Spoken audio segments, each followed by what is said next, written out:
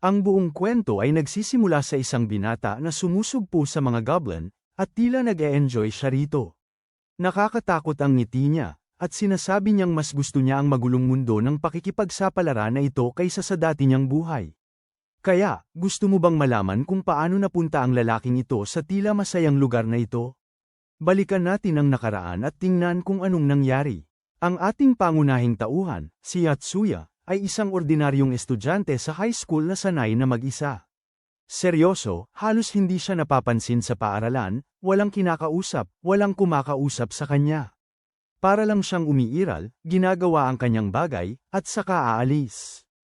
Pero, gustong-gusto niya ang mga video game. Doon lang talaga siya nagiging malaya at kumikilos ng natural. At teka, itong loner namin, may lihim na pagtingin sa sikat na babae sa school, si Shin daw.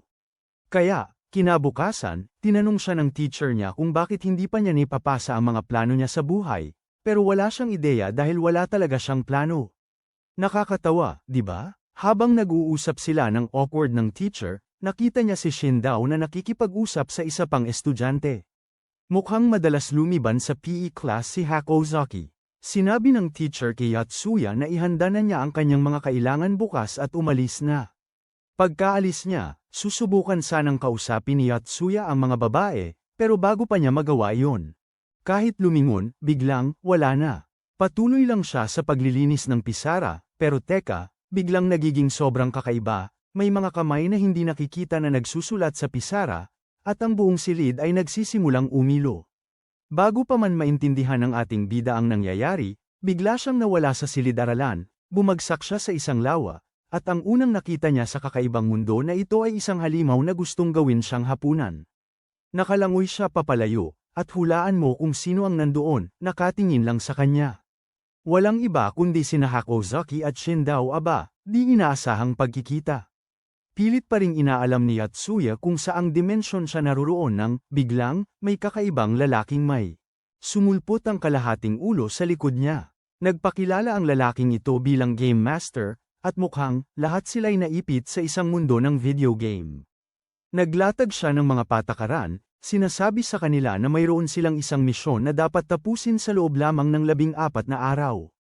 At ang misyon na yun, tuparin ang kahilingan ng pinuno ng nayon bago maubos ang oras. At ito pa, lalo pang pinalala ng Game Master ang sitwasyon sa pagsasabi sa kanila na gustong talunin sila ng mga halimaw sa mundong ito. Talaga ba, dude? Hindi ka ba pwedeng mag-relax o magsabi ng kahit anong makapagpapagaan ng loob kahit minsan? Seryoso, pagkatapos, basta na lang niyang binanggit na mayroon pang 8 dagdag na misyon, tulad ng talunin ng isang goblin o maghanap ng 2 pamayanan. At ang magandang bahagi ay, pagkatapos ng bawat misyon, maaari nilang idagdag mga bagong miyembro sa kanilang team, sabi ng Game Master. Dagdag pa, may matatanggap silang magandang gantimpala pagkatapos. Ipinakita ng Game Master ang status ni Shin daw. Isa siyang mage, na malakas sa wind powers, habang si Hakozaki naman ay isang warrior na may matinong espada. Para malaman ang status at trabaho ng bagong lalaki, pinaikot ng Game Master ang occupation board. Si Shin daw at Hakozaki ay nagdadasal na sana ay makakuha siya ng magandang trabaho tulad ng warrior, pero hindi, nakakuha siya ng mas malala. Magsasaka, nakakadismaya, hindi na naghintay pa ang Game Master pagkatapos niyang bigyan si Yatsuya ng bagong trabaho bago siya basta na lang naglaho. Pagkatapos mawala ng lalaking iyon, ipinapaliwanag ni Shin daw kay Yatsuya ang nangyayari. Una pala siyang napunta sa mundong ito, tapos nakipagtulungan siya kay Hakozaki para tulungan siya. Nung nakapanirahan na sila ni Hakozaki, lumabas ang pangalan ni Yatsuya sa kanila, at alam na ni Shin daw na siya na ang susunod na tatawagin. Sa wakas, natauhan si Yatsuya, at napagtanto niyang hindi ito isang baliw na panaginip, totoong-totoo ang lahat. Para tignan ang kanyang inventaryo, kailangan niyang sumingkit at parang iSwipe ang sistema na parang smartphone. Doon niya normal na makikita ang mga armas o gamit para sa kanyang trabaho, pero laking gulat niya, ano ang nasa inventaryo niya? Isang araro at isang karit. Hindi na nakakagulat, kaya ano pa nga ba ang mayroon siya, di ba?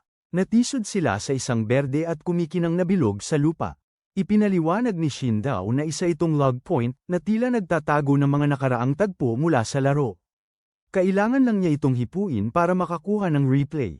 Ilang sandali lang, bigla silang napasabak sa isang grupo ng mga goblin.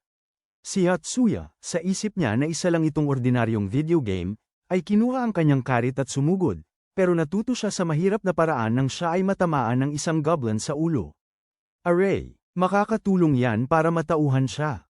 At sinabi niya kay Shindao na gamitin ang kanyang kapangyarihang salamangkero, pero ang kaya lang niyang gawin ay, parang, humihip ng hangin dahil napakababa ng kanyang level.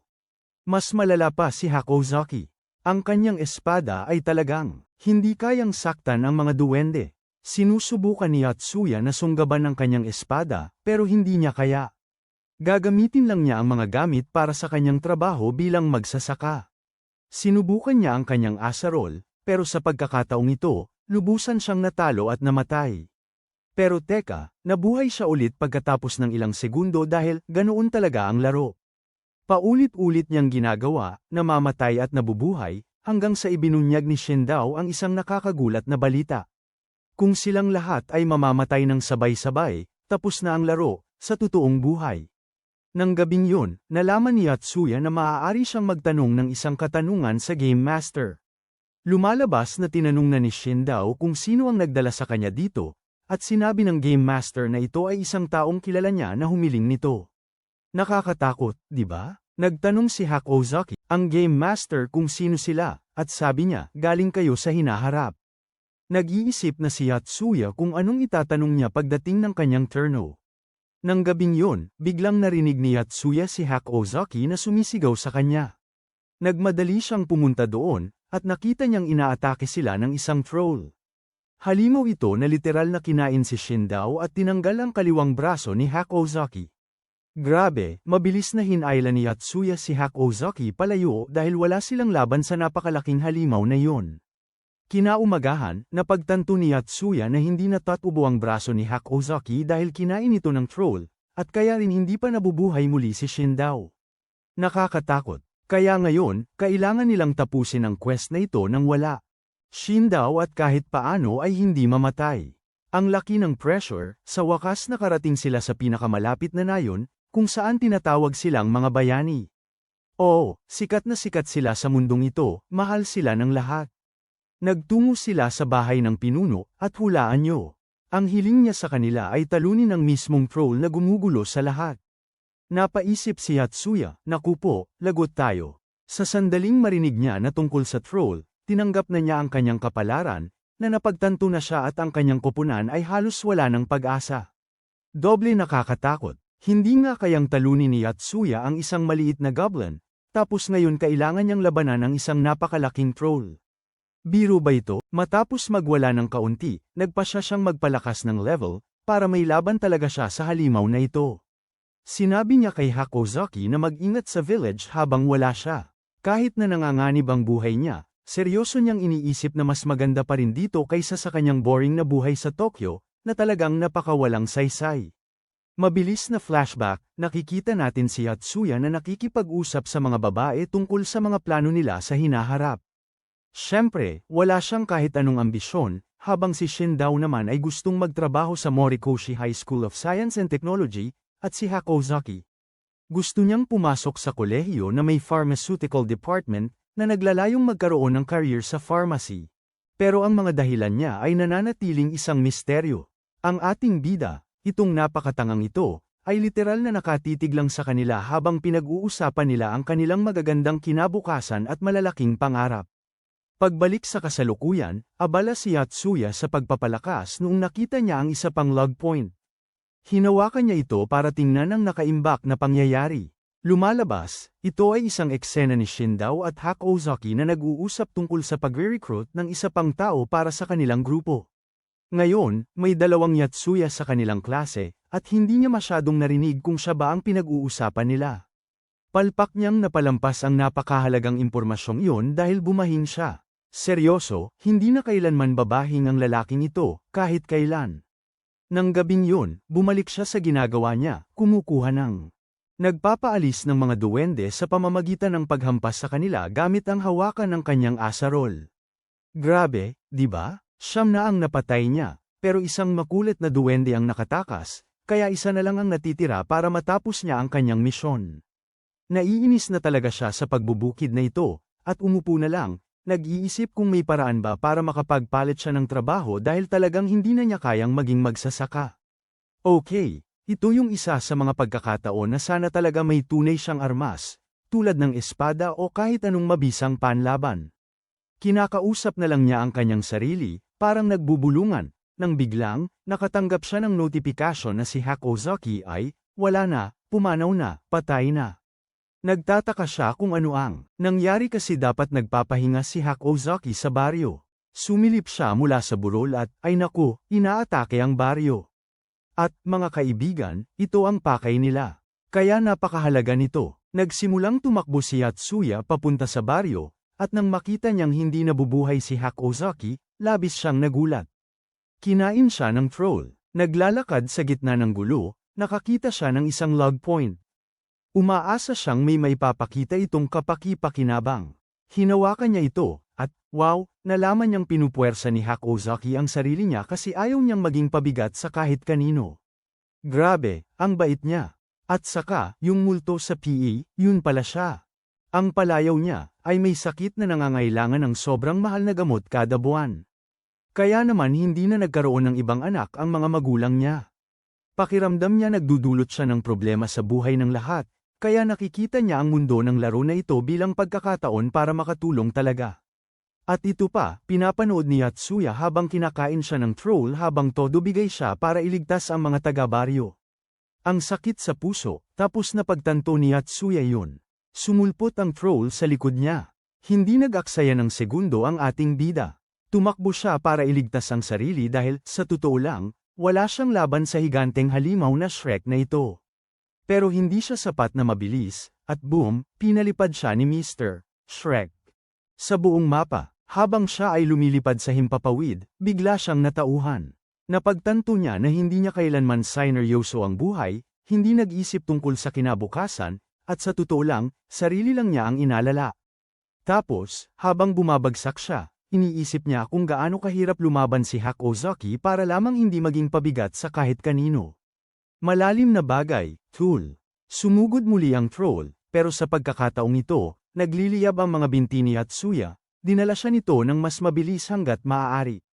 Samilong siya sa kakahuyan, kasunod pa rin ang troll, tumatalon na parang isang higanteng, galit na palaka. Umiiwas si Yatsuya na parang propesyonal, alam na kailangan lang niyang gumalaw para hindi siya madurage. Tumagal ito ng kaunti hanggang sa ang troll ay gumawa ng isang napakalaking lukso na, walang biro, mukhang katapusan na ng ating bida, pero buti na lang, may isang duwende na nakatayo doon. Bigla siyang nagkaroon ng ideya, pray, kaya kung talunin to at tapusin ang isang side quest, kaya isinaksak niya ang kanyang patpat sa ulo ng duwende, natapos niya ito at nakamit ang kanyang layunin. Literal na tumigil ang oras, at pagkatapos, lumitaw sa likod niya ang lalaking kalahati ang ulo, ang Game Master, at binigyan siya ng papuri. Hindi man lang siya pinayagan ng Game Master na ipagdiwang ang kanyang panalo, bago paikutin ang occupation board para sa susunod niyang trabaho. Si Yatsuya ay nagdarasal na sana, maging mandirigma siya, pero hindi, naging chef siya, lol. Pero may magandang dulot ito, dahil sa bagong kakayahan na ito. Nakikita niya talaga ang loob ng mga halimaw, tsaka, may nakukuha siyang kutsilyo. Agad na ibinalik ng Game Master ang lahat sa normal, at si Yatsuya, kasama ang kanyang bagong kutsilyo ng kusinero, dumiretso sa troll, isinaksak ang talam sa tiyan nito. At sa isang iglap, sina Hack Ozaki at Shindo ay nakalaya mula sa tiyan ng troll. Sobrang gulat sila na iba na ang kanyang damit, at sinabi lang niya na nagpalit siya ng trabaho. Dahil nakabalik na ang lahat, oras na para talunin ng troll ng tuluyan. Pagod na ang troll sa kakatakbo. Sila ay umaatake sa troll ng halinhinan, pero, namamatay sila ng paulit-ulit, pero bahagi iyon ng plano. Ginagamit nila ang kanilang response para magtipon, impormasyon tungkol sa troll. Kaya habang nangyayari ang lahat, nagkaroon ng nakakabaliw na ideya si Yatsuya, at sinabihan si Shindo na maghanda. Tumakbo siya papunta sa troll, tapos sumisid ng ulo sa loob ng tiyan nito para atakihin mula sa loob. Hinayla niya palabas ang kanyang kutsilyo, na nagdulot ng matinding sakit sa troll. Ito ang nagbigay kay Shindo ng magandang pagkakataon para tumalon sa likod ng troll at magpakawala ng malakas na bugso ng hangin sa katawan nito, dahilan para pumutok ang ulo nito. Napakagandang pagtatapos na senyales ng katapusan ng misyon. At hulaan ninyo kung sino ang lumitaw ulit. Ang Game Master. Tumataas ng kaunti ang kanilang ranggo dahil nagawa nilang tapusin ang misyon. Ngayon naman, si Yatsuya ang magtatanong, dahil pinaghirapan niya ito. Iniisip niya ang dalawang tanong na itinanong ni Shindo at Hakozaki, at nakabuo siya ng pinakamagandang tanong. Tinanong niya sa Game Master kung ano ang dapat nilang gawin pagkatapos ng ika-10 hakbang ng laro. Nakakaintriga, ipinakita ng Game Master sa kanila ang isang video ng kanilang lungsod, na may isang higanteng kaiju, parang Godzilla, na basta na lang lumitaw. Kaya ayon, mukhang kailangan nilang pabagsakin ang halimaw na ito. Pagkatapos nilang makita yon, ibinalik sila sa totoong mundo. Napansin ni Shindo na hindi gumalaw ang oras sa totoong buhay, kahit na gumugol sila ng higit sa isang buong araw sa laro. Natataranta si Yatsuya, pero sinabi lang ni Shindo sa kanya na sa ngayon, kailangan lang nilang. Kailangan magdiwang. Mamaya, habang pauwi na sila galing eskwela, inabutan ni Hakozaki si Yatsuya para magpasalamat sa kanya dahil sa, pagiging nandoon sa tamang oras para iligtas siya. At ano naman ang iniisip ni Yatsuya? Halos, wow, kasama kong naglalakad ang isang babae, sobrang kakaiba pa rin ito sa akin. Sige, sunod, nakahanap si Yatsuya at ang grupo ng isa pang log point sa laro. Pero sobrang excited ang tatlo na tingnan ito. Pero napakabilis ni Hakozaki, sumingit para takpan ang imahe ng mapagtanto niyang ito ay parang sobrang nakakahiyang sandali para sa kanya.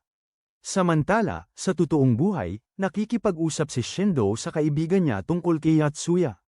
Kilala na siya dati bilang, itong, kakaiba at misteryosong lalaki, dahil walang masyadong nakakaalam tungkol sa kanya. Pero nakasama na siya ni Shindo ng ilang beses, at sa tingin niya ay mabait naman pala ito. Sa kabilang banda, si Yatsuya ay nagjujog sa lungsod, iniisip kung bakit siya napili ng laro. Talagang ayaw niya sa lungsod. Pero bumabagabag sa kanya ang isipin na baka kailangan niya itong iligtas balang araw. Bigla namang tumunog ang kanyang smartphone. Ang Game Master ang tumatawag. Gusto niyang questionin ang lahat, pero pagkatapos ng mga nakakabaliw at imposibleng nangyari nitong mga nakaraang araw, nanahimik na lang siya. Binigyan siya ng Game Master ng bagong misyon. Kailangan niyang puntahan sa isang babae. Grabe, sa kanya pa napunta ang pinakamahirap na misyon. Parang gusto na siyang ipahamak ng laro. Pinapante siya ng Game Master sa eskwelahan, kung saan nakita niya ang grupo ng mga babae na nakapalibot sa target na babae. Mukhang may binabalak silang hindi magandang video tungkol sa kanya. Naisip niya na huwag makialam sa una, pero napagtanto niya na kung ililigtas niya ito, tataas ang tsansa na maging girlfriend niya ito, kaya kumilos siya agad, parang sabik na kuneho. Sinimulan niyang kunin ang mga cellphone ng mga bully, para sirain ang mga ito. Sinubukan siyang hampasin ng isa sa mga babae, pero pumalpak siya, nakakatawa. Nang mapagtanto ng mga bully na ito, pagdating sa away, malayo ang agwat ng kakayahan ng ating lalaki, kumari pa sila ng takbo, nagbabantang tatawag ng pulis. Pagkaalis nila, pinulot niya lahat ng piraso ng telepono at itinapon sa inodoro, kahit may malinaw na babalang tissue lang ang dapat itapon doon. Talagang napakasama ng ugali. Sinubukan ni Yatsuya na, kumbaga, lumapit sa babae dahil sinagip niya ito, pero mukhang hindi siya komportable. Habang naglalakad palayo sa eskwelahan, tinanong ni Yatsuya kung binubuli siya ng mga babaeng yon, pero sabi niya hindi. Ipinaliwanag niya na naghihiganti lang ang mga ito. Mukhang dati silang magka-partner sa pag-stream ng leader ng bully, pero nagkasira-sira ang lahat nang may nasabi siyang hindi maganda. Tanggalin lahat ng nakasirang imahe ng bully. Umiyak ang babae, at si Yatsuya, dahil sa pagiging napakagago niya, ay walang ideya kung paano patahanan ng isang umiiyak na babae. Mabilis siyang nag-isip ng napakagagong dahilan para makalayo kay Yatsuya, at hindi man lang niya napansin na nagsisinungaling talaga siya. Sunod na eksena, si Yatsuya ay bumalik sa mundo ng laro, para lamang malaman na ang walang utang na loob. Oo, yun ang tawag niya sa kanya, Yuka, ang babaeng iniligtas niya. Ay ang ika-4 na manlalaro na ngayon. Binigyan siya ng Game Master ng trabaho, at hulaan mo. Isa siyang salamangkero, tulad ni Shindao. Ginawa siyang kumpletong kasuutan ng salamangkero, at para lalong lumala, sinabi sa kanila ng Game Master na ang oras ng pagkabuhay ay ngayon. 40 segundo imbes na 30. Nakakainis. Pagkatapos noon, aalis na ang Game Master. Agad-agad nagiging komplikado ang buhay ni Yatsuya nang akusahan siya ni Yuka na stalker, kahit na siya pa nga ang nagligtas sa kanya, tapos sina Shindao at Hakozaki. Hindi man lang pinakinggan ang panig ni Yatsuya bago magdesisyon na siya ang may kasalanan. Ang hirap, inaalagaan ni na Shindao at Hakozaki si Yuka para turuan siya ng mga dapat malaman. Habang nag-uusap sila, ikinwento rin ni Yuka ang tunay na nangyari noong gabing iyon. Akala niya hindi maiintindihan ni Shindao ang pananaw niya, pero nagkakamali siya. Naiintindihan ni Shindao, mas higit pa sa inaasahan ni Yuka. Alam na alam niya ang tungkol sa mga bully at kung gaano nila ginugulo ang mga tao. Sa sobrang nakakaginhawang mga salita na naririnig niya mula kay Shindao, labis na naantig si Yuka kaya napaluhod siya at nagpumilit na pakasalan siya ni Shindao. Kaya, ang team ay nagpapahinga lang, naghahanap ng kanilang susunod na misyon, nang biglang, isang napakalaking insekto ang bumagsak sa likod nila, muntik ng maduraj si Yatsuya na parang pancake. At ito pa, isa pang nakakadiring insekto ang gumapang palabas mula sa unang insekto. At sino ang pupuntahan nito? Oh, si Yatsuya. Seryoso ba? Anong meron sa lalaking ito at sa mga insekto? Sinubukan ni Yatsuya ang kanyang makakaya para takasan ang bagay na yon, pero lubusan niyang ginugulo sa pinakakaakit-akit na paraan. Nataman siya sa mukha at, ayun, wala na. Bagsak na naman, mga kaibigan. Samantala, unang tunay na laban nito ni Yuka, at parang sabi niya, kayang-kaya ko ito. Sinubukan niyang gumamit ng mahika, pero, ay naku, napagtanto niyang wala na siyang MP. Klasikong pagkakamali ng baguhan. Balik kay Yatsuya. Naghahanda siya, malamang iniisip niya kung ano ang iniisip sa kanya ng mga babae.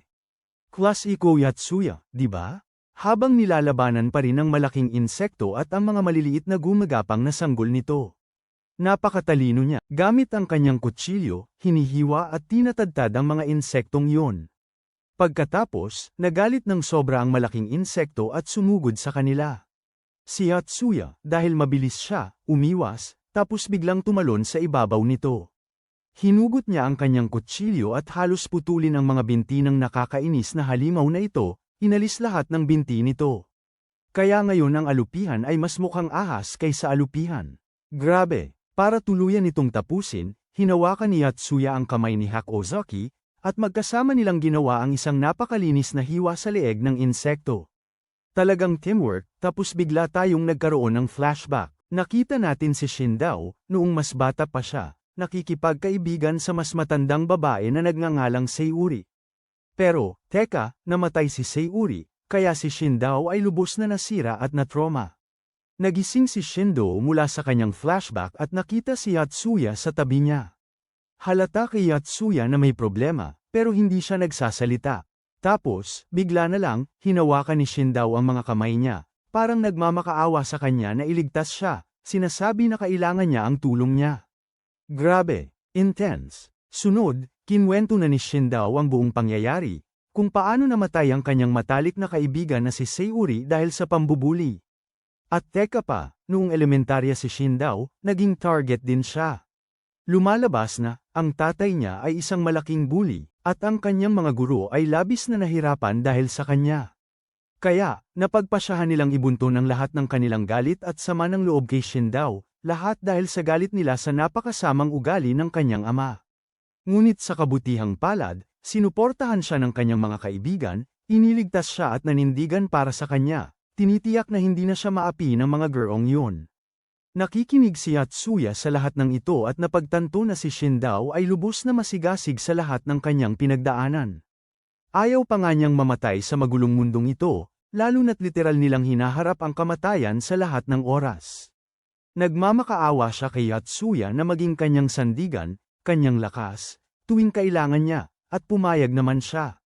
Tunay ngang maaasahan. Maya-maya, bumalik na si Yatsuya at ang kanyang grupo. Sanayon nakaliligtas lang nila, para makitang halos natabunan na ito ng mga palumpong at halaman.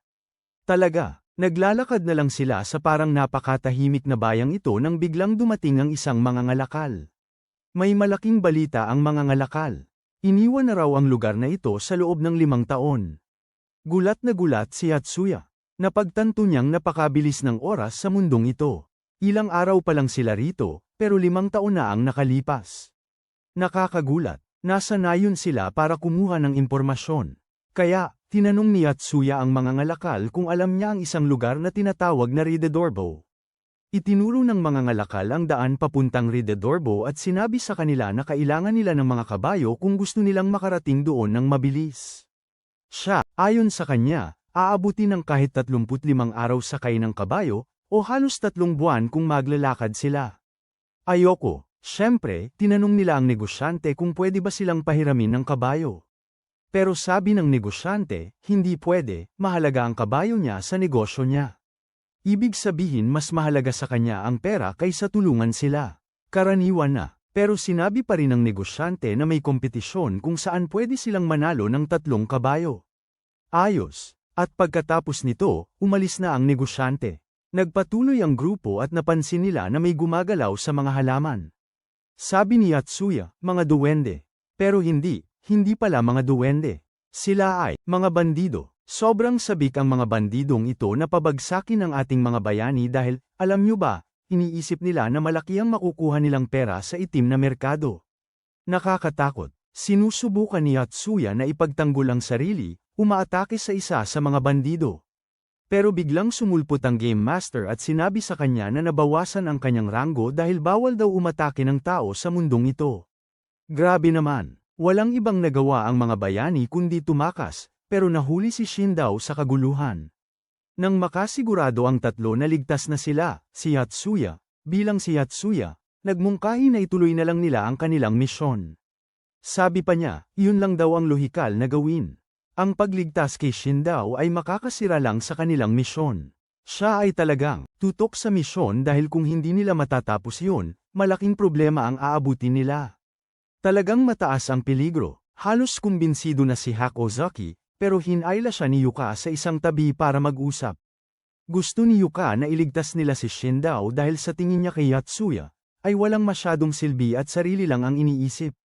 Sakit naman. At tuluyang nakumbinsi ni Yuka si Hack Ozaki na sumama sa kanya para iligtas si Shin daw. Lakas ng mga babae. Kaya, naiwan si Yatsuya na mag-isa para pumunta sa torneo at subukang makuha ang mga kabayong kailangan nila. Hindi gaanong maganda ang nangyari sa dalawa dahil nahuli sila ng mga bandido na dapat sana nilang talunin. Oops! Sa kabilang banda, sa katunayan, nagtagumpay si Yatsuya na pabagsakin ng ilang duwende, na nangangahulugang makakapagdagdag na naman siya ng isa pang astig na trabaho sa kanyang resume. Napunta sa kanya ang trabahong salamangkero, na nagpapahintulot sa kanya na hikayatin ang mga halimaw sa pamamagitan lamang ng paghipo sa kanila.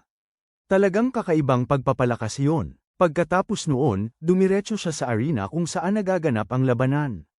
Kailangan niyang labanan ang kabalyerong nagngangalang Caval at pinagkakaguluhan siya ng lahat dahil isa siyang bayani, pero, halos 2 segundo pa lang sa laban, talo na siya agad. Nakakahiya. Namatay siya, syempre, pero bumalik agad ilang segundo lang ang nakalipas. Klasikong Yatsuya. Sobrang humanga ang kabalyero dito at inalis ang kanyang helmet. Naglalahad na isa pala siyang napakagaling na babae. Aba, lumalabas na, hinihintay pala talaga niya na magising ito. Astig. Dahil itong night na ito, idol na idol siya. Kakaiba, di ba? Nagdesisyon si Yatsuya na sakyan ito. Nakikiusap siya na ipahiram sa kanya ang 3 kabayong kapapanalunan lang niya. Galing, Yatsuya, nag-alok pa siyang magtrabaho para sa kanya para makuha ang mga kabayo. Siguro talagang desperado na siya. Gusto ng night na pabagsakin nila ang isang troll, pero si Yatsuya, na laging nag-iisip, ginamit ito bilang pagkakataon para magmungkahi na harapin na lang ang mga bandido. Kapag pumayag sila, sinabi ng night sa ating, hindi gaanong kagaling na bida. Na kailangan niya muna siyang sanayin. Malamang kailangan nga niya. Sa pagsasanay, hirap na hirap si Yatsuya dahil sobrang baba ng lahat ng kanyang pisikal na stats. Parang siya lang yung normal at walang boost, naalala kung paano siya laging pinakamahina sa klase sa gym. Nakaka-relate, siguro? Samantala, yung mga masasamang bandido ay nagpaplano na ng masama para sa mga babae.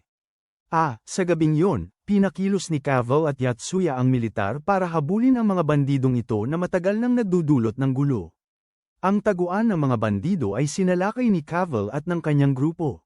Dahil hindi pwedeng atakihin ni Yatsuya ang mga tao, gumagamit lang siya ng mga panangga at kontra-atake. Siya ay bihasa sa sinasalungat ang bawat galaw nila. Pinapatumba sila sa lupa gamit ang lahat ng astig na galaw na natutunan niya sa pagsasanay kasama si Cavill. Go Yatsuya, napagtanto ng mga bandido na talo na sila, kaya nagpasya silang ilabas ang kanilang lihim na sandata. Naku, binuksan nila ang isang kulungan at agad na nagsitakas. Magandang diskarte, mga duwag. Mula sa kulungan, humahakbang ang lihim na sandata, at isa itong nakakatakot na berserker. Grabe, tila, nagiging berserker ang isang tao kapag kumain sila ng karne na pinalakas ng mahika na hindi kayang tiisin ng kanilang katawan. Dahil dito, nawawala sila sa kanilang sarili at nagiging isang nagwawalang berserker. Sinimulan ng berserker na galpihin ang mga sundalo, kaya napilitan si Cavill na bunutin ang kanyang malaki at kahangahangang mahabang espada. Lumalabas, gustong-gusto niya talagang sumugod sa laban, kaya naging kabalyero siya imbes na, may bahay. Tunay na dedikasyon. Talagang humanga si Yatsuya na nakatatayo si Cavill laban sa halimaw na ito, kahit na mas malaki at mas mataas ito sa kanya. Astig talaga siya. Nawala ng balanse si Cavill sa isang segundo, at muntik na siyang tapusin ng halimaw, pero biglang sumaklolo si Yatsuya at hinarang ang atake. Salamat naman. Naalala niya bigla ang kanyang bagong kakayahan bilang salamangkero at nagpasya na gamitin ito laban sa halimaw. Kinumbinsi niya ang halimaw, pinaniwala niya itong may isang tao na. Likod nito, palihim, biglang lilinggan ang halimaw para tingnan, at boom, itinusok ni Yatsuya ang kanyang kutsilyo sa nilalang. Brutal. Bamaling ang halimaw kay Yatsuya, galit na galit at handang saktan siya, pero biglang si Cavill, astig, tinaga ang ulo nito. Ang galing. Dahil wala na ang halimaw, mabilis na napuksa ang iba pang mga bandido. Ang ating mga bihag ay sa wakas na iligtas mula sa kanilang kulungan, at sinabi ni Yatsuya na natalo siya sa torneo, pero nakakuha naman siya ng kabayo para sa kanila. May panalo, may talo, di ba? Tapos, dumating si Cavill na may mas malaking balita. Sinabi niya sa grupo na pinayagan siya ng kanyang ama na samahan sila papuntang Rado Dorbo. Dagdag pa, gusto niya ang karangalan na sanayin ng ating mga bayani sa paggamit ng espada. Talagang bonus yon. Kaya, hindi nagtagal pagkatapos ng lahat ng dramang yon, ang ating mga bayani, kasama ang kanilang bagong kasamang kabalyero, ay tumungo sa Rado Dorbo. Kaya, sa isang pagbabalik tanaw, nakikita natin si Hack Ozaki na gustong-gustong magtagumpay. Hindi kayang bayaran ng kanyang mga magulang ang kanyang gamot, kaya lagi siyang nasa isip na, kailangan kong umasenso para makagawa ako ng sarili kong lunas. Pero, naku, labis na siyang nasindak ngayon pagkatapos ng nakakagimbal na eksenang iyon kung paano natalo ang mga bandido. Para bang, ito ang unang beses niyang makakita ng ganoong karahasan, at labis siyang naapektuhan nito. Matapos ang pangyayari sa mga bandido at ang kanilang mga katawan, ay, alam mo, inaasikaso, ang grupo sa wakas ay tumuloy sa Rado Dorbo. Nang gabing yon, huminto sila para magpahinga at magpalakas. Si Hack Ozaki ay halos hindi makakain. Nawalan talaga siya ng gana pagkatapos makita ang lahat ng iyon. Si Yatsuya naman ay, parang, sobrang sigla, at nagpresenta pa siyang magluto para sa grupo, dahil sa kanyang galing sa pagluluto. Tuwang-tuwa pa rin siya nang sumulpot si Cavill para paalalahanan siya tungkol sa kanilang sesyon ng pagsasanay. At sinabi niya na, hey, tandaan niyo na pumayag kayong magsanay sa akin. Nagtataka ang lahat kung bakit gustong-gusto niyang magsanay kasama sila. At si Yuka, mayroon siyang masamang kutob tungkol dito. Wala na silang magagawa dahil pumayag na sila sa kanyang alok. Kaya oras na ng pagsasanay. Umiiyak na umalis sa sesyon si Yuka dahil tinalo siya ng husto ni Cavill. Kahit na nabawasan ng sakit sa mundong ito, ramdam pa rin niya ang lahat. Samantala, pakiramdam ni Hack Ozaki ay wala siyang silbi bilang mandirigma. Hirap na hirap siyang iwagayway ang mahabang espada, kahit na iyon ang dapat niyang gawin. Di nagtagal, may dumating na mga sundalo, sugatan at gusot ang ayos. Sila pala ay inatake ng mga goblin, at nagpasya si Yatsuya na pagalingin sila gamit ang kanyang kapangyarihan. Lumalabas na mayroon na siyang kapangyarihang magpagaling, salamat sa sistema. Tila naiinggit si Shindao sa kanyang bagong kapangyarihan, at si Yatsuya ay, sige, pare, idulog mo sa sistema. Naaalala ni Hack Ozaki kung paano sila tinatrato ng sistema, at sa totoo lang, hindi naman talaga ito naging mabait. Kinabukasan, dumating ang isang sundalo at sinabi sa kanila na nakakita sila ng isang grupo ng mga duwende. Gusto ni Cavill na ituloy ang paglalakbay, pero sabi ni Yatsuya, huwag na, ubusin na natin ang mga duwendeng ito, nag-eensayo tayo, gusto kong makita kung ano ang kaya natin.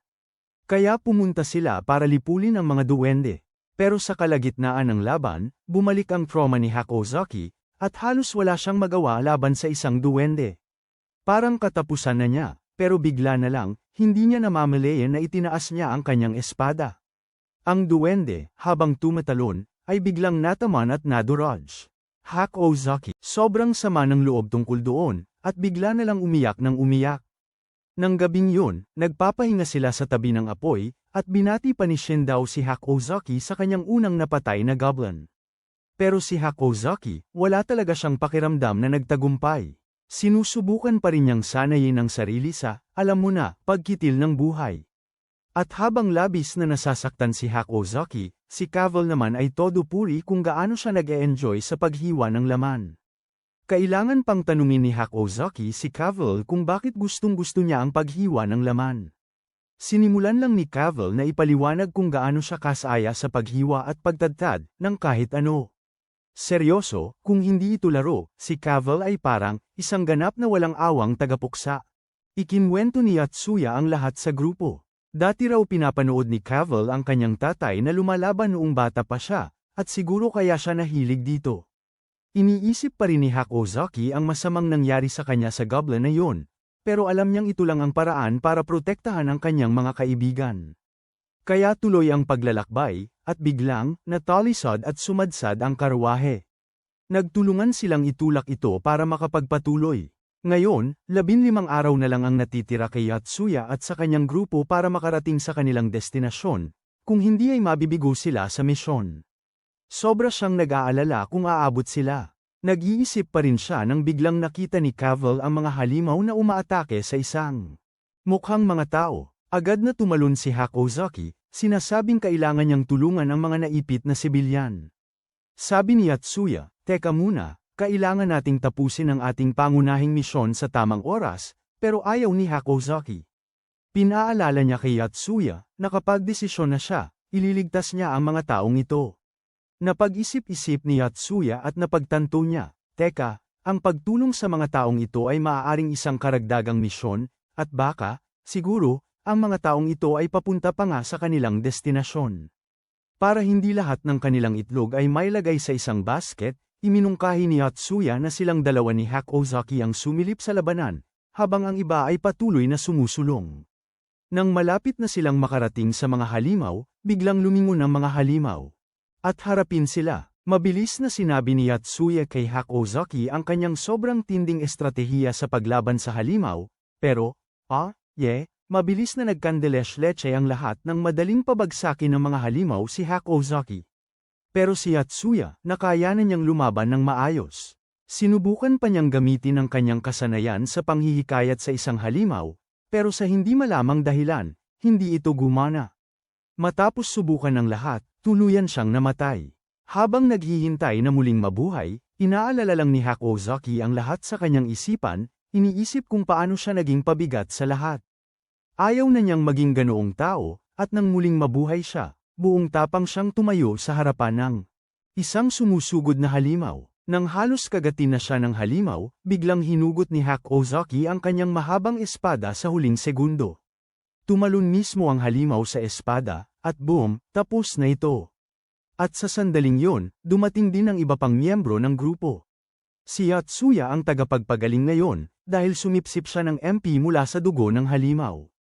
Sumisipsip siya ng MP sa halip na kainin ito, dahil baka maging berserker siya kung gagawin niya yon. Ngunit nang kumalma ang lahat, nagpakilala ang mga taong nailigtas nila at sinabi sa grupo na sila ay mula sa kaharian ng Dihok. Papunta sila sa Ridedorbo, at ito pa, balak nilang puksain ang mga sibilyan.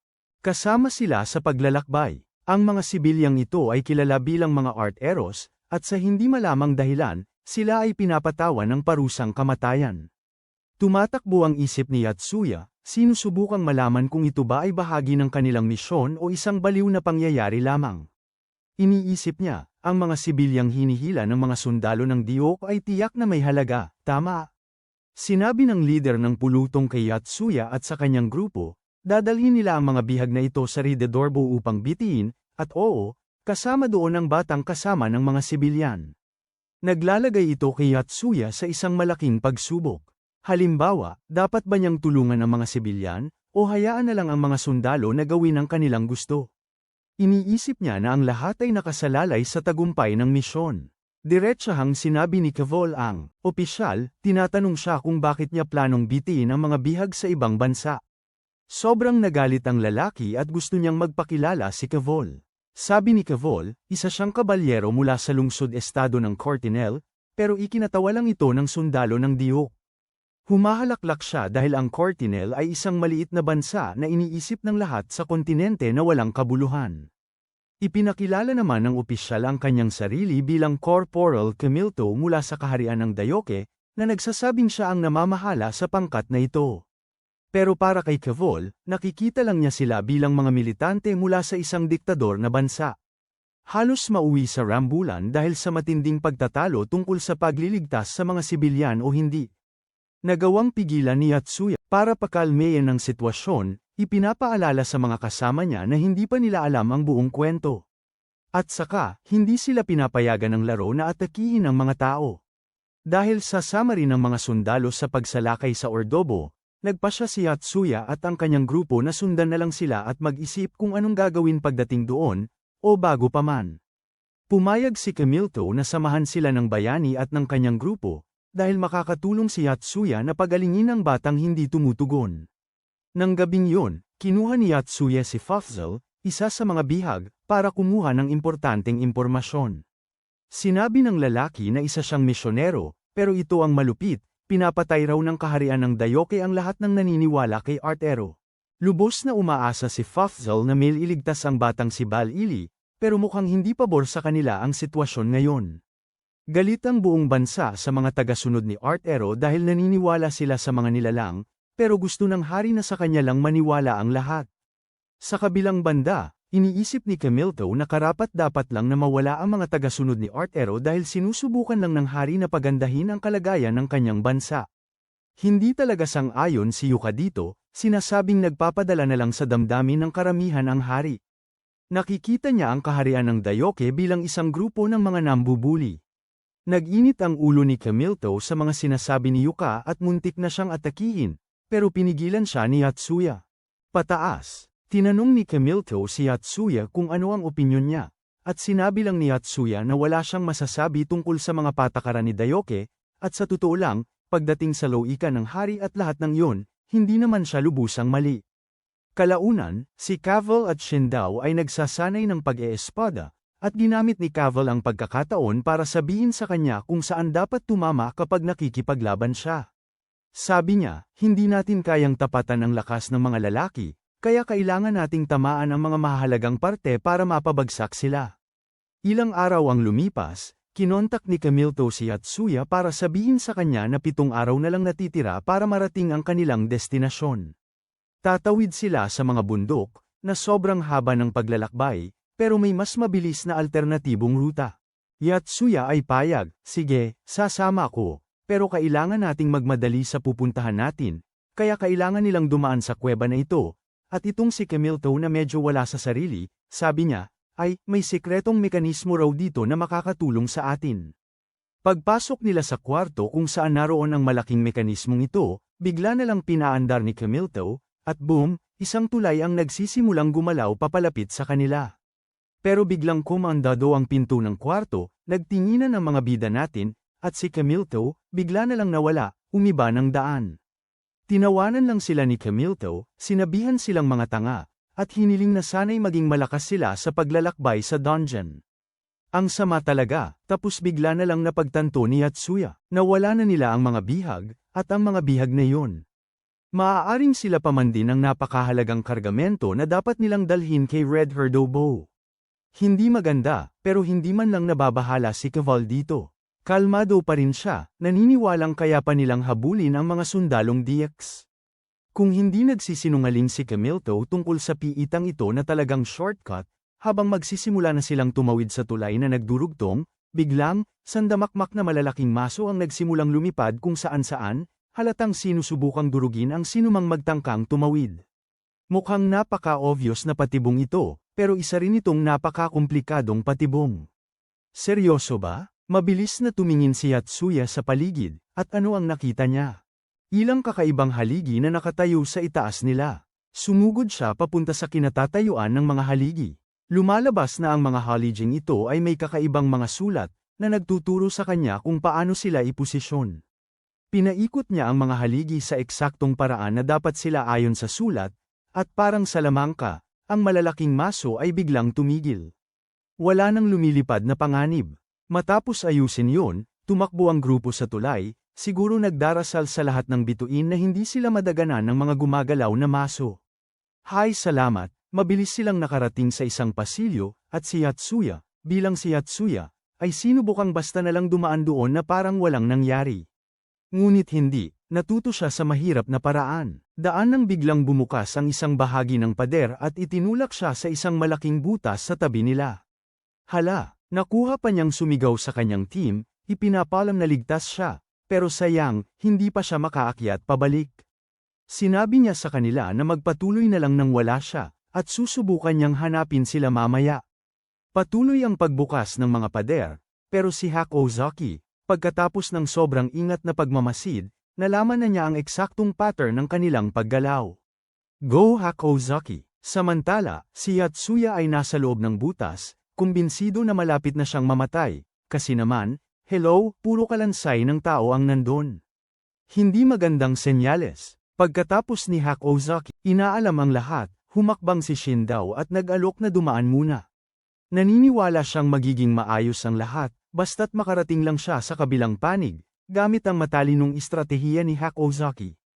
Kumilos si Shindao, at sa kabutihang palad ng lahat, matagumpay siyang nakarating sa kabilang panig. Ang galing! Kasunod niyan, sumunod kaagad ang iba pa sa kanyang koponan. Kasabay nito, napagtanto ni Yatsuya na pwede niyang gamitin ang kanyang kutsilyo upang umukit ng maliliit na butas sa mga dingding, na pwede niyang gamiting tuntungan para makaakyat. Matalinong pag-iisip, hindi nagtagal, nakarating si Shindao at ang iba pa sa isang lugar na kamukha ng isang arena. Nako, sa malayong dulo ng arnang ito, may isang higanteng halimaw na parang tao na agad nakilala ni Cavil bilang isang nakakatakot na gargoyle. Naku po, at doon na nila tuluyang naintindihan. Pinagpapala sila ni Camilta ng lakas kanina dahil sa nakakatakot na halimaw na ito. Kay laking gago, kay laking siraulo, at syempre, ang gargoyle, na nagpapahinga lang doon, ay nagsimula ng gumalaw. Talaga nga, malaking problema ito para sa grupo. Samantala, nagsimula nang umakyat si Yatsuya sa mga pader gamit ang kanyang mga bagong yapakan, pero hindi nagtagal bago siya nahulog sa lupa at namatay. Sayang, alam na niya na posible ito, pero ang talagang alam niya ay hindi siya dapat sumuko kahit anong mangyari. Ito talaga ay nagpapaalala sa kanya ng ang magulong araw niya sa eskwela noong siya ay nasa totoong buhay pa. Noon pa man, siya na ang kakaiba, ang laging nag-iisa. Wala man lang gustong isama siya sa kanilang grupo sa eskwela. Nakakalungkot, at iyon ang nagtutulak sa kanya sa bagong mundong ito. Ang kanyang motibasyon, buo na ang kanyang loob. Itataas niya ang kanyang ranggo at sisikapin niyang maging pinakamagaling. Sa wakas, nagawa niyang akyatin ang buong pader pagkatapos ng ilang pagsubok, at nang matapos siya, nagpakawala siya ng isang nakakatakot na ngiti. Ano kaya ang gagawin ng taong ito? Pagkalabas niya sa madilim na butas na yon, sinimulan niyang tahakin ang daan patungo sa labasan ng piitan. Nakakita siya ng lugar kung saan may talaan, tiningnan niya ito, at doon niya nalaman ang masamang balita. Si Bimsberg, isa sa mga sundalo, na kasama ni Cavil, ay namatay na. Talagang inalis siya ni Camilto, at si Shindao. Sumumpa siyang maghihiganti at wakasan si Camilto sa sandaling magkaroon siya ng pagkakataon. Medyo nalulungkot si Yatsuya tungkol dito, dahil kahit para sa kanya, nakasanayan na niya ito, at ngayon ay wala na siya. Pagkatapos niyang magdalamhati sa kawawang lalaki, tumayo si Yatsuya, handang kumilos. Samantala, papalapit na ang gargoyle kina Cavil, Shindao, at sa iba pa. Hindi maganda ito, Kasabay nito, napipilitan din silang labanan ang napakaraming nakakatakot na paniki. Kay laking bangungot, hindi man lang mukhang takot si Cavell habang matapang siyang humahakbang para harapin ang halimaw. Ang galing! Aba, may susi palang nakasabit sa gilid ng halimaw, na kailangan nila kung gusto nilang makaalis sa arnang ito. Patuloy na tinutulungan ni Shin Dao ang matapang at kahangahangang si Cavell habang nakikipaglaban siya sa halimaw. Napansin ni Cavell na napakagaling pala ni Shin Dao sa pagpapabagsak ng mga paniking vampira, at naisip niya na dahil ito sa paglalaro niya ng tennis sa totoong buhay. Huminto na siya sa paglalaro ng tennis, pero, dahil pakiramdam niya ay bigo siya. Ang hirap naman. Pero, sabi ni Cavell sa kanya, hindi pwede. Kailangan mong magpatuloy sa paglalaro. Bagay na bagay sa pagiging palaban mo. Estilo dito. Go Cavell! Seryosong nag-uusap si Cavell at si Shin Dao nang biglang mawala ang kanyang konsentrasyon, at bam, biglang sinugod siya ng halimaw at tinamaan siya. Oh my gosh! Nabitawan ni Cavell ang kanyang espada at bumagsak sa tubig sa ilalim nila, kaya gulat na gulat ang lahat at hindi makapaniwala. Ano? Ayaw maniwala ng lahat na patay na siya habang nakatayo doon, talagang tulala. Pagkatapos, ibinaling ng halimaw ang kanyang nakakatakot na atensyon kay Shin Dao, ngayong wala na si Cavell. Yikes! Alam ni Shin Dao na hindi niya kaya ang halimaw na ito, at wala siyang kahit anong pag-asa na manalo laban dito. Paatras siya nang may takot at di sinasadyang natapakan ang isang paniking vampira na duraj tuloy. Hala, bigla na lang, huminto ang oras, at teka, side quest pala ito para sa kanya. Sa gitna ng lahat ng kaguluhan, side quest, nakapatay siya ng ilang paniking vampira, na nagbibigay sa kanya ng pagkakataong magdagdag ng isa pang trabaho sa kanyang resume. Minsan sinabi ni Yatsuya sa kanya ang tungkol sa pagtigil ng oras na ito na nangyayari kapag malapit na silang magkaroon ng bagong trabaho. Kaya, may sense na ito ngayon. Ito ang perpektong pagkakataon para sa kanya para maglunsad ng isang malupit na ganti laban sa halimaw na yun. Pinaikot ng Game Master ang job wheel, at sa sandaling pinindot niya ang play button, sumugod na lang si Shin Dao papunta sa halimaw. Nagkaroon siya ng bagong trabaho, mandirigma, at kasama nito, nakakuha siya ng bagong-bagong espada. Nagawa niyang makalapit sa halimaw at tamaan ito kung saan masakit. Pero grabe, ang tigas ng baluti nito. Nasugatan si Shin Dao sa kanyang kaliwang braso at halos matamba mula sa plataporma, pero malakas siya. Nagawa niyang umakyat ulit. Buti na lang, meron pa siyang bonus sa trabaho, na agad na nagpagaling sa kanyang braso. Kamangha-mangha, sa ganon, may isa pa siyang pagkakataon para harapin ang halimaw ulit. Napansin niya na nagawa na ni Cavell na sugatan ang halimaw sa isang lugar na mukhang importante. Magaling, Cavell, at ito ang nagpapaalala sa kanya nung minsan. Ikinwento ni Cavell sa kanya ang tungkol sa mga delikadong lugar kung saan pwedeng atakihin ang isang target para tuluyan itong mapabagsak. Isa sa mga lugar na nabanggit niya ay ang puso, at ipinaalam niya na ang pag-atake mula sa leeg pababa ay maaaring tumagos sa puso at tuluyang magpahinto sa target. Dahil walang proteksyon sa leeg, iyon ang pinakamadaling lugar para maabot ang puso. Tama, siniseryoso ang lahat ng ito, sumugod si Shin Dao ng buong bilis patungo sa halimaw, determinado na tagyusin ang puso nito. Pero, nasangga ng halimaw ang kanyang atake at tinaga ang kanyang kaliwang braso, na tumilapon sa himpapawid. Ano ba yan? Sinira rin ito ang kanyang kalasag, pero nakalusot si Shin Dao sa ilalim ng halimaw at nakatalon sa ibabaw nito. Ang galing! Nasalo niya ang braso nito habang bumabagsak mula sa langit, at pagkatapos, itinulak niya ang kanyang espada diretso sa leeg ng halimaw, patungo sa puso nito. Samantala, si Yatsuya ay papunta na kung saan niya nakikita ang isang maliwanag na ilaw. Malapit na siya. Habang tumatakbo siya papunta sa kanyang team, sinusubukan niyang alamin kung bakit nga ba siya napili bilang isang manlalaro sa simula pa lang. Tinitingnan niya ang lahat ng nangyari na, at ang tanging naiisip niya ay na siya ang leader ng team. Umasa ang lahat sa kanya, at yun mismo ang dahilan kung bakit kailangan niyang makarating sa kanyang mga kaibigan ng sobrang bilis at iligtas sila. Lumabas siya mula sa madilim na tunnel papunta sa arena, para lamang masalubong ng pinakamalaking sorpresa ng buong araw. Natalo ni Shin Dao ang halimaw.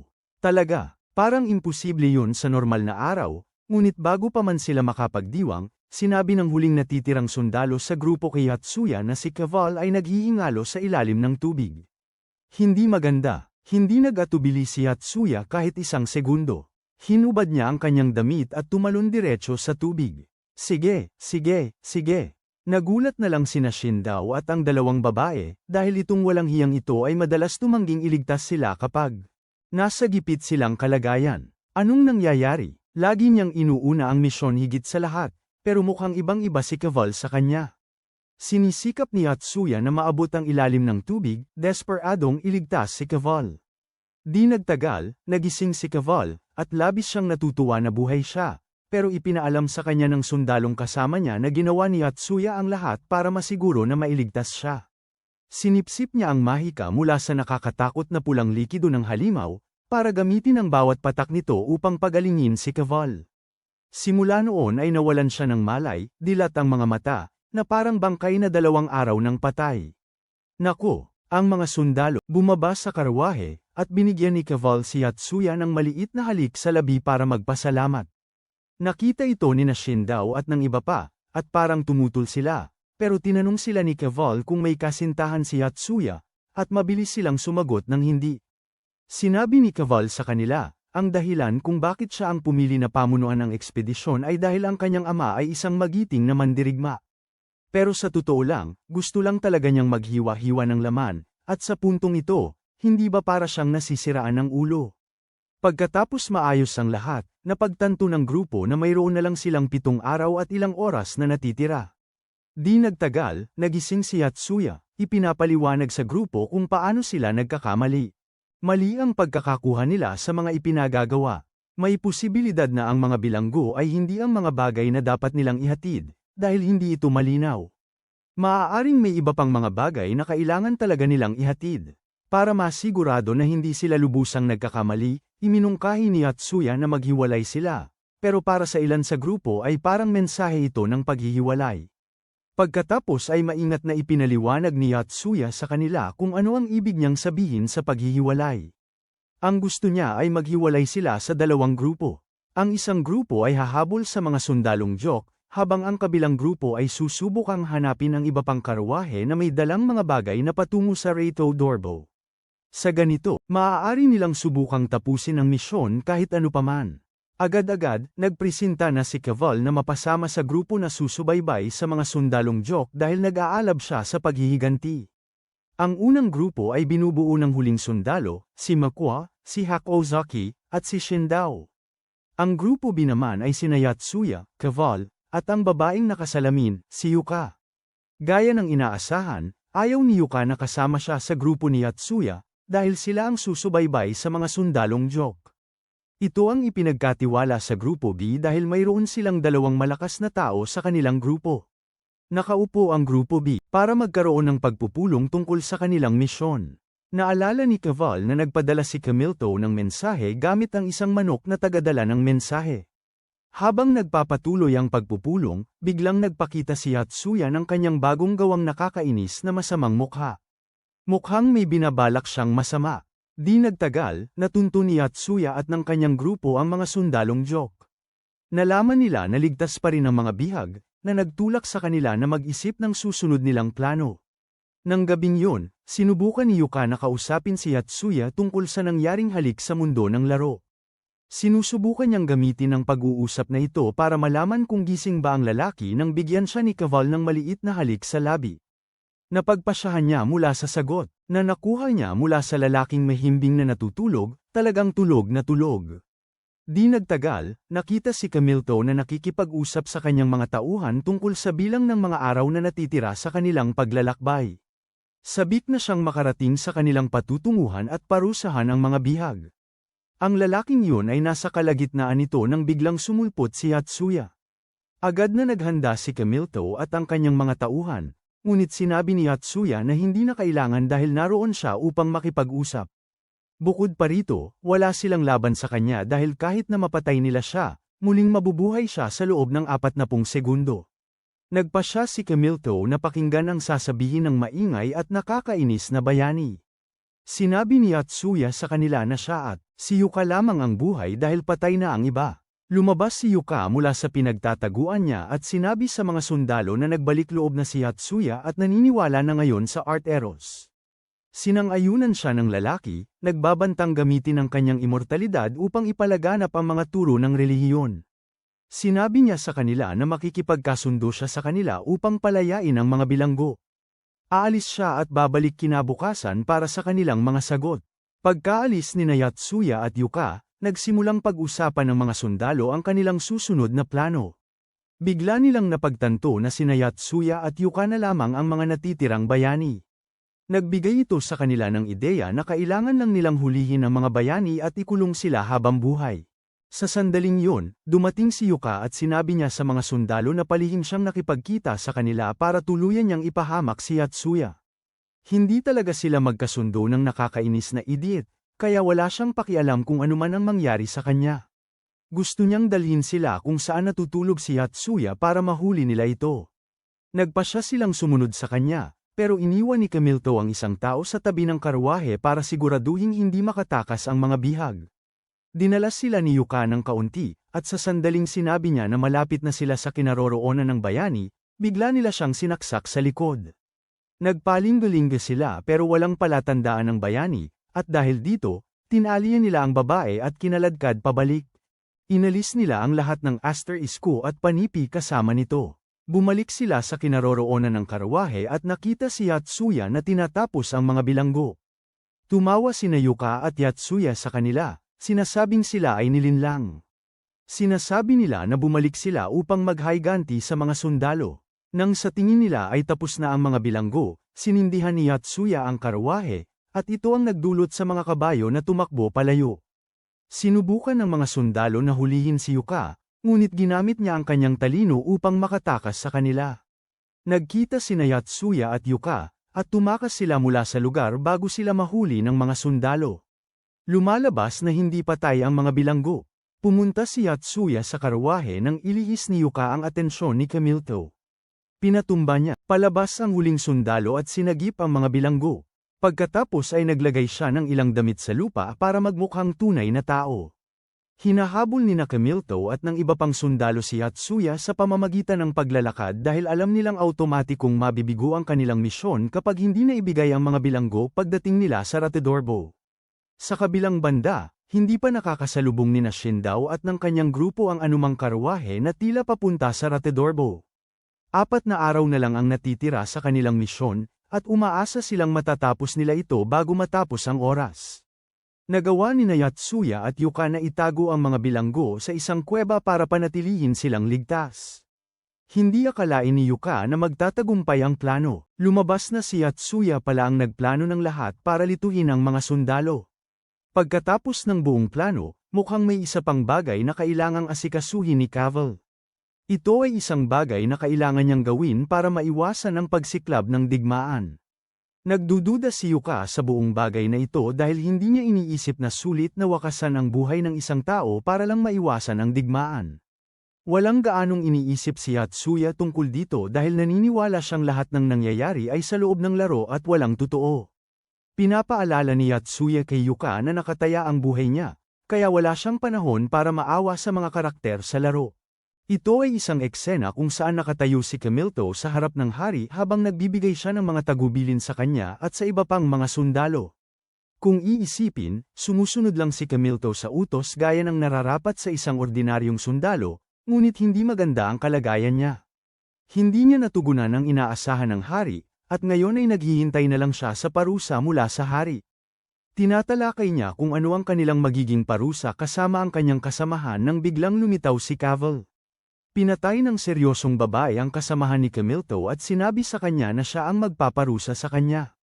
Gulat si Camilto na makita ang babae na buhay dahil siya ay naniniwala pa rin na patay na ang lahat maliban kay Yatsuya at Yuka.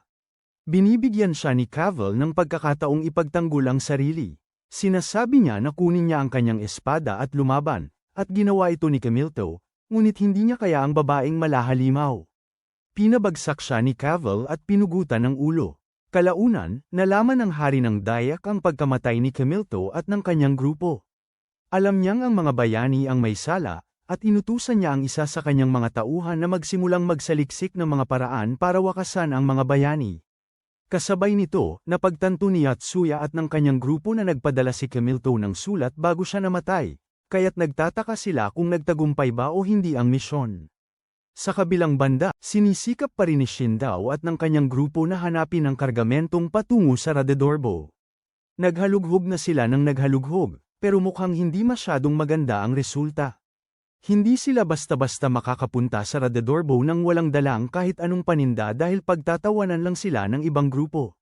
Balik-tanaw kay Yatsuya at sa kanyang grupo, tila may inilagay siyang mga nakakadiring bagay sa mga karte na sa tingin niya ay maaaring siyang mga kargamentong kailangan nilang ihatid.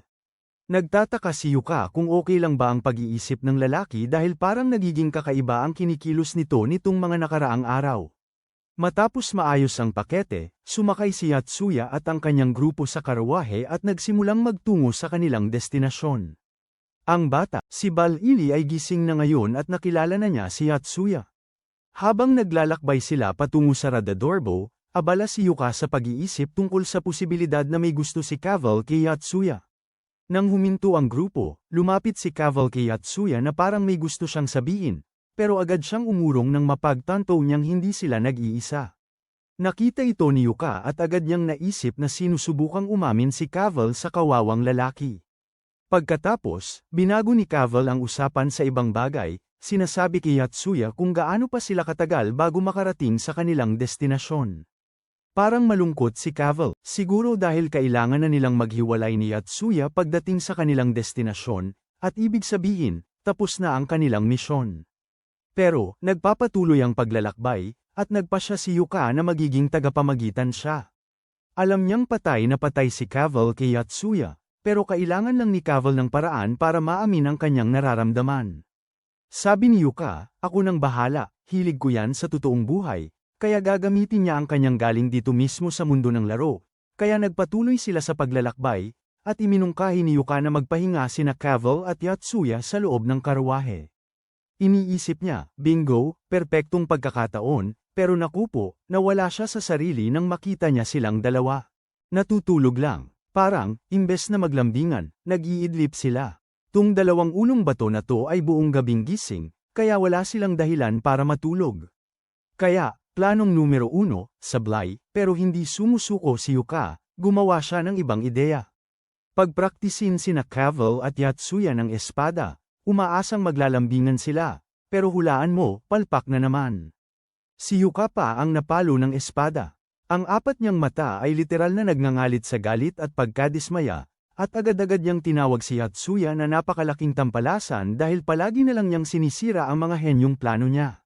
Samantala, si Shindao at ang kanyang grupo ay naghahanap para sa isang mangangalakal, at ito pa, halos sesuko na sila, nang may dumating na mangangalakal papunta sa kanila. Tinanong nila kung saan siya pupunta, at sabi niya, Radedorbo, halos makikita mo ang ginhawa sa mga mukha nila. Talagang nawawala na sila ng pag-asa bago dumating ang lalaking ito. Nag-alok si Shindao na samahan ang mga ngalakal papuntang Radedorbo, pero ang bantay na kasama niya ay nagmaktol, iniisip na inaagaw ni Shindao ang trabaho niya.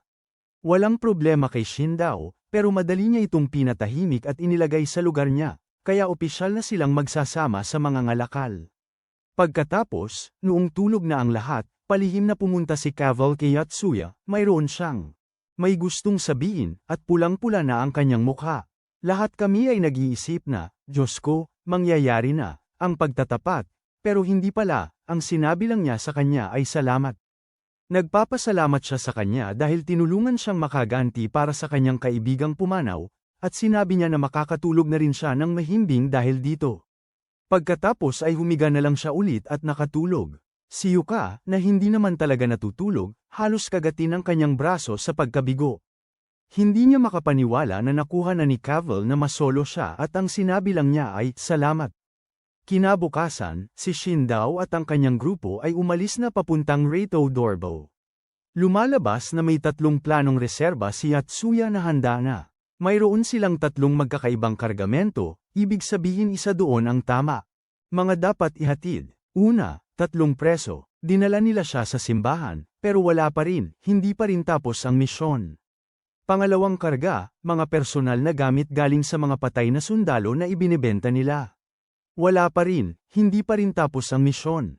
Tapos mayroon itong mga misteryosong carton na pinag-empake ni Yatsuya, na puno ng tila nakakatakot na bagay.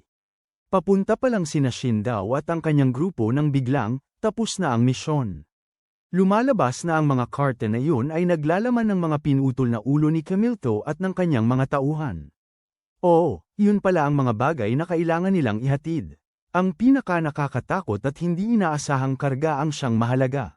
Hindi nagtagal pagkatapos, dumating si Shindao at ang kanyang grupo sa Reito Dorbo. Tapos na naman ang isa pang misyon. Ang kailangan na lang nila ngayon ay takpan ng 5% ng mapa. Para matakpan ng mapang yun, nagmungkahi si Shindao na maghiwa-hiwalay sila. At teka, narinig ni Yatsuya, maghiwa-hiwalay, at agad niyang naisip, maghiwalay, pare, talagang nakalimutan ng ulong ito na sinabi na niya iyon sa mga babae dati. Kaya, mayroon silang 2 misyon para sa ika-4 na yugto, at tapos na ang isa. Ang natitira na lang sa kanila ay ang paglilinis ng mapa, at mayroon silang halos 1 araw at ilang oras pa para tapusin ito. Sumang-ayon ang grupo na maghiwa-hiwalay para mapabilis, pero hindi nila alam, papasok na sila sa isang napakahirap na misyon. Habang paalis na sila, nagsisimula ng mag-snow, at alam mong ibig sabihin niyan ay paparating na bagyo ng nyebe. Sinabi ng kaibigan ni Caval na marahil ay dapat silang maghintay muna bago umalis dahil sa paparating na bagyo, pero ang tanging iniisip ni Caval ay kung paano mapapanatiling ligtas ang mga bayani. Naalala niya ang pagpapalim niya kay Yatsuya. Nagkita sila ng sarilinan, at sa halip na, alam mo na, yakap o halik, inabot lang ng malilimuting si Yatsuya ang kanyang kamay para makipagkamay. Gayunpaman, binati niya ito ng good luck sa kanyang bagong pakikipagsapalaran. Pagkatapos ng isiping yun, sinabi ni Caval kay Makwa na ipinagpapaliban nila ang kanilang pag-alis para makapagpahinga pa. Samantala, lumalakas na ang nyebe, kaya kinakalkal ni Yatsuya ang kanyang inventaryo para hanapin ang pinakamainam na gamit para sa malamig na panahon, at labis siyang naiinis dahil akala niya lakad-lakad lang itong quest, pero habang nagpapatuloy siya, napansin niyang bumababa talaga ang temperatura, at baka tuluyan siyang magyelo dito. Sobrang masama ito, kasi kapag namatay siya, hindi na siya makakabangon, mananatiling nagyayelo ang temperatura ng katawan niya, talagang game over, kaya nagsimula siyang mag-knee lifts, sinusubukang magpainit. Samantala, si Yuka ay halos sumisigaw na, kasi ayaw niya talaga itong mission. Hindi niya akalaing maglalakad siya sa nyebe ng ganito, sa isip niya. Nakayakap siya sa kanyang imahinasyong boyfriend. Gusto na niyang sumuko, pero ayaw niyang siya lang ang susuko.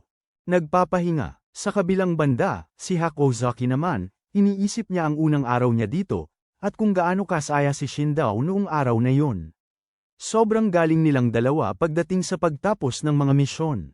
Sa pag-iisip niya nito, nagpapatuloy siya, sinusubukang gawin ang parte niya para sa team. Si Shindao naman, nag-iisip din habang naglalakbay sa napakahirap na kalagayan. Matagal na rin siyang nag-iisa sa mundong ito. Marami nang isinakripisyo si Shindao para sa mundong ito, at hindi niya hahayaang masayang lang ang lahat. Kaya nga nakiusap siya kay Yatsuya na manatili sa kanya anuman ang ibato sa kanila ng nakakabaliw na mundong ito. Patuloy siyang sumusulong, dahil talagang hindi siya maaaring mamatay sa napakalokong mundong ito. Saka, nadaanan niya itong napakalaking ulo ng estatwa. Kasabay nito, bumibigay na ang katawan ni Hakozaki, at hindi na niya kaya pa. At sobrang nalungkot si Shindao nang makita niya ang ulo ng estatwa, na parang may mahalagang kahulugan nito. Alam ni Yatsuya na huminto na ang iba pa niyang kasamahan, pero hindi niya sila masisisi. Talagang inaasahan na niya ito. Kasalanan niya ang lahat, at alam niyang kailangan niyang kumilos at gumawa ng paraan.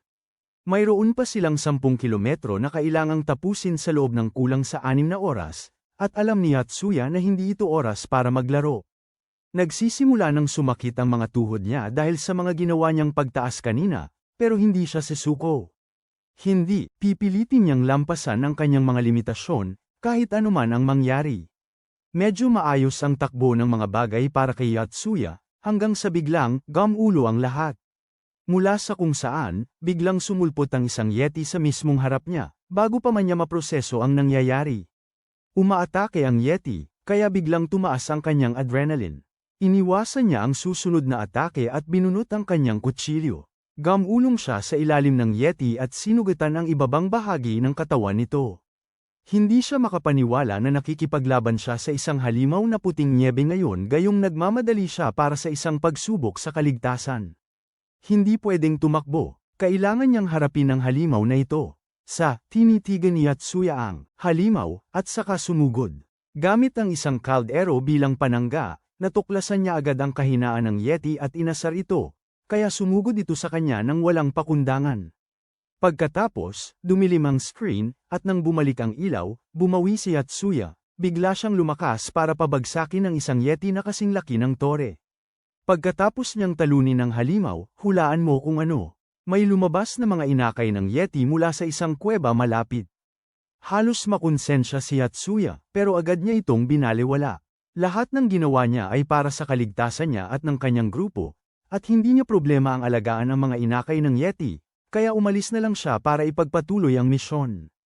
Hindi nagtagal, sinuri ni Yatsuya ang kanyang misyon. Ang kalagayan at nakita niyang natakpan na niya ang 4.993% ng mapa, isang maliit na piraso na lang ang natitira, at mayroon siyang 5 oras para tapusin ang quest na ito. Nasa quest pa rin ba si Yatsuya, ano? At alam niyang kapag nagkamali sila, tapos na ang laro para sa kanila sa totoong mundo. Kaya sobrang nababahala siya sa lahat ng pressure na ito, ano? At tuluyang nawala sa sarili, bigla na lang niyang inihampas ang paa niya sa lupa, pero mukhang maling desisyon iyon. Gumuho ang lupa sa ilalim niya, at nawala siya, nahulog sa isang madilim na butas. Ayon, bumagsak si Yatsuya, at kasama niyang nawala ang lahat ng pag-asa nilang tapusin ang nakakalokang quest na ito. Samantala, si Yuka naman ay nasa sarili niyang mundo, nagde-daydream tungkol sa kanyang paboritong karakter noong bata pa siya. Usapang mga kapatid na Mejiya. Talagang naniniwala siya na sila ang nagbigay inspirasyon sa kanya para maging isang kahangahangang karakter na may mahika mismo. Pero sa totoo lang, sa nangyayari ngayon, naiisip ni Yuka na hindi na siya magiging magical girl na pinapangarap niya. Teka, balik tayo kay Yatsuya. Bigla na lang siyang nabuhay ulit. Sigurado nagtataka siya, di ba? Tumingin si Yatsuya sa paligid at ano sa tingin mo? Bumagsak pala siya sa isang kakaibang natatakpan na lugar, na siyang sumalba sa kanya mula sa matinding lamig. Ang piitan na kinaroroonan niya ay puno ng mga napaka-misteryosong simbolo. Sino kaya ang mag-aakala na may ganito sa gitna ng bundok? Naglakad siya sa makipot na daanan, at biglang, nasa mismong gitna na siya ng piitan. Sige, palit tayo ng usapan, wala na si Hakozoki, at hindi na nga siya makabangon dahil masyadong mahirap ang sitwasyon. Sinusubukan niyang bumalik, pero wala talaga, imposible. Si Shindo naman, tuloy pa rin, at hindi nagtagal, may natano siyang baryo sa malayo. Nakakagaan ng loob, parang malaking ilaw ng pag-asa ang baryong yun para sa kanya. Kaya patuloy siyang naglalakad papunta doon, pero hindi niya alam, naglalakad pala siya sa ibabaw ng nagyayelong ilog. Nakalahati na ni Shindo ang ilog bago pa niya mapansin, at ito ay huli na ang lahat. Bago pa man siya makakilos, tuloy-tuloy na siyang nahulog sa malamig na ilog, at ayon, nawala na siya. Nakatanggap si Yatsuya ng malungkot na abiso, at agad siyang naghahanap ng paraan para makaalis sa piitang ito, pero lahat ng labasan ay nakasara. Nakapunta siya sa isang silid, at biglang nagsimulang lumindol. Kinabahan si Yatsuya, iniisip niyang mababaon siya ng buhay, pero biglang nagbago ang sitwasyon, dahil isang higanteng bulate lang pala ang gumagalaw. Kaya, naisip niya, bakit hindi? Nagpasya siyang sundan ng dinaraanan ng bulate para malaman kung may labasan doon. Hindi naman siya sinasaktan ng bulate, at mukhang may pupuntahan ito, kaya naisip niya, sige, susundan ko itong maliit na walang paang nilalang na ito. Pero ang bulate na ito ay gumagalaw ng pagkabagal-bagal, talagang hindi sapat ang bilis para kay Yatsuya, kaya sinusubukan niyang pabilisin ito sa pamamagitan ng pagtusok sa puwitan nito. Talagang bumilis ang bulate, pero lumalabas, hindi dahil sa pagtusok ni Yatsuya, kundi dahil may nagtatagong maninila ng bulate sa malapit. Sabi ni Yatsuya, hinahabol lang pala yung bulate, pero biglang napagtanto niyang gusto siyang gawing hapunan ng nilalang na ito, hindi yung inosenteng insekto. Samantala, patuloy pa rin sa misyon si Yuka, nang bigla niyang matanggap ang nakakatakot na notifikasyon, patay na si Yatsuya. Bigla siyang nawala ng gana. Ang buong misyon, ang buong pasanin, ay nasa kanya na ngayon, at pakiramdam niya ay lubos siyang nabibigatan. Siya ay, parang, alam mo yun, ang pagsuko at pagpanaw parang ang pinakamadaling paraan ngayon. Si Yuka ay malapit ng takpan ng mukha niya gamit ang kanyang mga kamay, nang biglang, isa sa mga kapatid na Mejiya ang sumulpot sa harapan niya para bigyan siya ng seryosong payo. At teka, ginamit pa ng kapatid na Mejiya ang mga eksena mula sa mga episode ng anime na pinanood ni Yuka para muli siyang palakasin. Naalala ni Yuka, kahit anong gulo ang harapin ng mga kapatid na yon, palagi silang nakakahanap ng paraan para bumangon. Dahil sa bagong determinasyong ito, tumayo muli si Yuka at ginamit ang kanyang mahika para painitan ang sarili. Medyo mas mainit ang pakiramdam, nagpatuloy siya sa kanyang paglalakbay, at ang kanyang iniisip bago ang iba. Nandoon talaga si Tsubasa, nagunguna sa kanya. Sumusulong siya, kahit na sobrang hilo siya at gusto na lang magpahinga. Tapos, bigla na lang, nabangga niya ang isang misteryosang babae na nakasakay sa isang nakakatakot na pusa. Agad nakilala ng babae si Yuka bilang isang manlalaro at inalok siyang sumakay. Ang galing ng pagkakataon, hindi nag-atubili si Yuka, tinanggap niya ang alok, at binuhat siya ng babae sa pusa, at umalis sila, sumakay palayo, sinusubukang tapusin ang quest na ito. Pero teka, mas gumaganda pa. Ginagamit ng babae ang kanyang kapangyarihan para paliparin ang pusa. Sinusubukan nilang tapusin ang quest na ito ng sobrang bilis ngayon. Tuwang-tuwa si Yuka sa bagong pangyayaring ito, at tinanong ang babae kung manlalaro rin siya, pero sabi nung babae, hindi sinabi lang niya na isa siyang gumagamit ng mahika, simple lang. Ilang segundo na lang ang natitira sa orasan, kaya todo bigay ng babae ng kanyang mahika para sa huling tulong. Pumikit si Yuka habang tumutunog ang timer sa 0, at bigla na lang, nabuhay muli ang lahat ng mga bayani, na nangangahulugang may nakatapos nga ng quest. Sumulpot si Yuka, at agad na nalaman ng lahat kung sino ang sumagip sa araw. Nagpakita ang Game Master sa likod niya, at sinabi na mayroon siyang isang tanong na karapat-dapat, kaya magtanong na siya.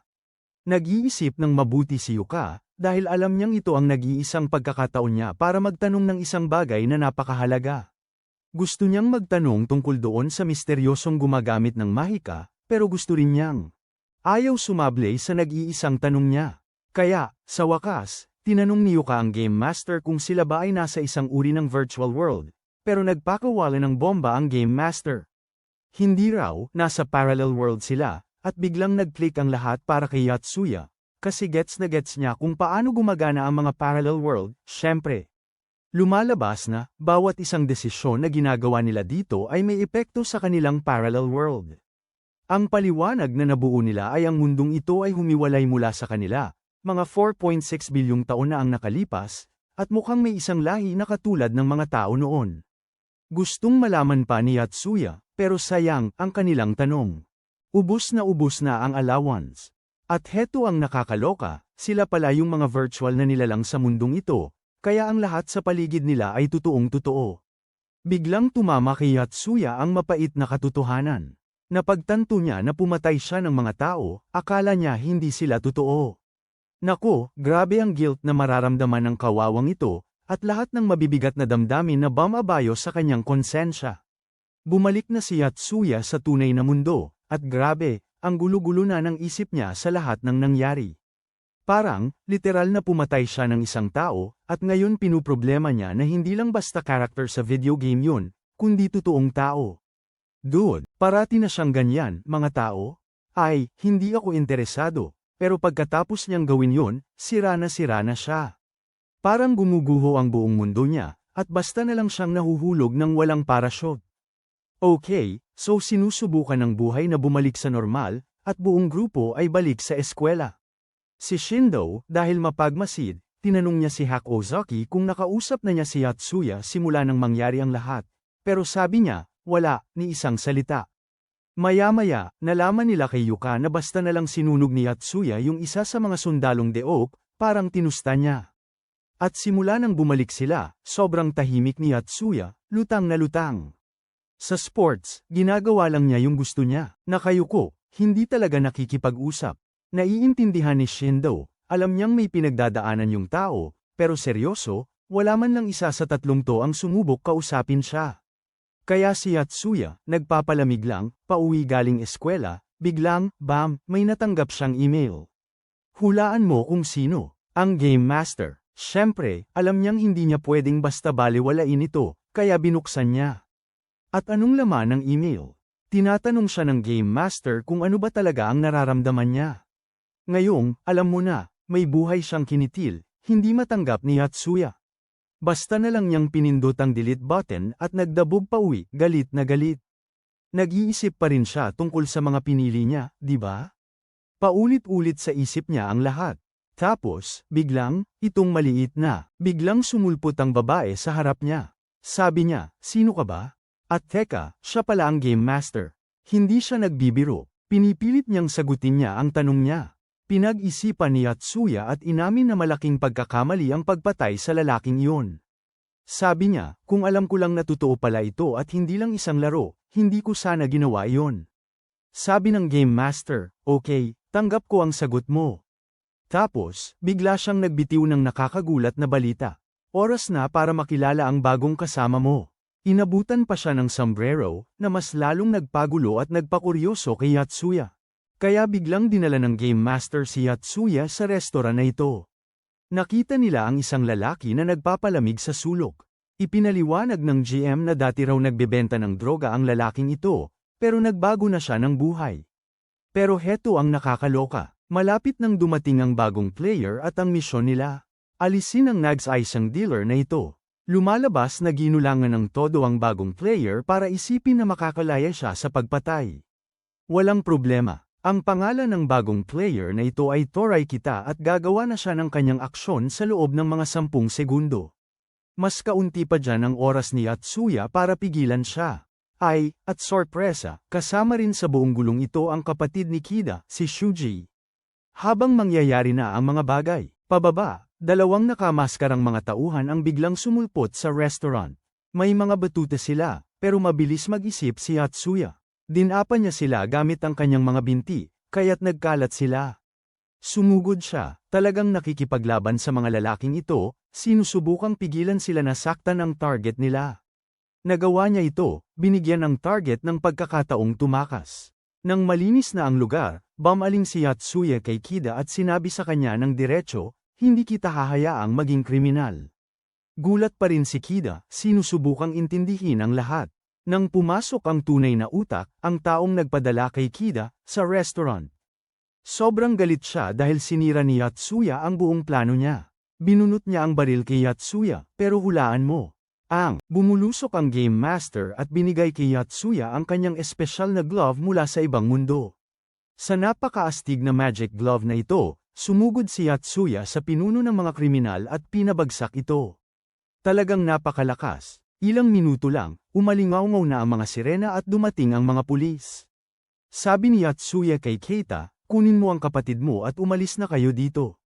Pero teka, sumubok manloko ang pinuno ng mga kriminal, tinangkang barilin si Yatsuya sa likod, bago pa siya makakilos.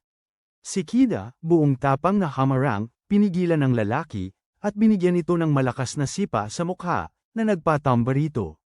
Ang galing! Pagkatapos ng lahat ng gulo, nagkaroon ng oras si Yatsuya at ang Game Master para magkausap, at biglang natanto ni Yatsuya na mas maraming manlalaro sila sa larong ito, mas malaki ang tsansa nilang talagang, alam mo na, makaligtas.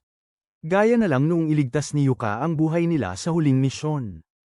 Kung hindi napigilan ni Yatsuya ang nakakadudang video niya na kumalat, wala siyang lakas ng loob para malagpasan yon. Kaya, kahit anong gawin niya sa mundo niya, may epekto yon sa ibang mundo. Nakakabaliw, di ba? Tinanong ng Game Master kung may nararamdaman ba siya para sa pinunong kriminal na inaresto, pero walang pakialam si Yatsuya. Wala, buo na ang desisyon niya na ang mga tao ay talagang mamamatay, at ang sinumang nabubuhay pa ay may misyong dapat tuparin.